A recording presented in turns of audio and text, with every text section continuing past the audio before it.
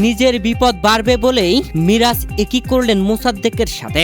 হতাশ হয়ে মন খারাপ করে দাঁড়িয়ে রইলেন মোসাদ্দেক। প্রিয় দর্শক, বাংলাদেশ ও অস্ট্রেলিয়ার মধ্যকার দ্বিতীয় ওয়ানডে ম্যাচে বাংলাদেশ আগে বোলিং এসে দারুণ বোলিং করে, তবে মোসাদ্দেককে বোলিংয়ে আনলেন না অধিনায়ক মেহেদী হাসান মিরাজ। প্রিয় দর্শক, দ্বিতীয় ওয়ানডে ম্যাচে টসে জিতে অস্ট্রেলিয়া আগে ব্যাটিং এসে শুরুতে 0 রানে 3টি উইকেট হারিয়ে ফেলেন, যেখানে মুস্তাফিজ ও তাসকিন দারুণ বোলিংয়ে অস্ট্রেলিয়ার টপ অর্ডার ভেঙে দেন। এরপরে মুস্তাফিজ আরো উইকেট নিয়েছেন, তানভীর উইকেট নিয়েছেন, যেখানে 81 রানে 6 উইকেট হারিয়ে ফেলেছিল অস্ট্রেলিয়া।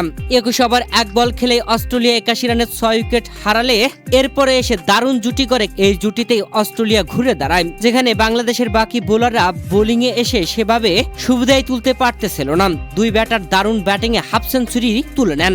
103 রানের জুটি করেন এই দুই ব্যাটার, যেখানে 39তম ওভার পর্যন্ত 1 ওভারও মোসাদ্দেককে আনেননি অধিনায়ক মেহেদী হাসান মিরাজ। নাজমুল হোসেন শান্ত বেশ কয়েকবার হয়তো মোসাদ্দেককে বোলিং এ আনার বিষয়ে কথা বলছিলেন, তবে পাত্তা দিচ্ছিলেন না মিরাজ। অধিনায়ক মিরাজ ভালো করেই জানেন যে মোসাদ্দেক হোসেন ভালো বল করলে তার বিপদটা বেড়ে যাবে, তার দলে থাকার সম্ভাবনাটাই কমে যাবে। প্রথম ম্যাচে অস্ট্রেলিয়ার বিপক্ষে দারুণ ব্যাটিং এর পরে দারুণ বোলিং করেছিলেন মোসাদ্দেক। 10 ওভার বল করে 37 রান খরচে 2টি উইকেট তুলে নিয়েছিলেন। পারলে যেন নিজে মিরাজ এই ম্যাচে 20 ওভার বোলিং করবেন, তবুও মোসাদ্দেককে বোলিং এ আনবেন না, এমনটাই বোঝা যাচ্ছিল মিরাজকে দেখে। যেখানে এই ম্যাচে মিরাজ বোলিং এ আসতেছিলেন বারবার, তবে মোসাদ্দেককে কোনোভাবে বোলিং এ আনতেছিলেন না।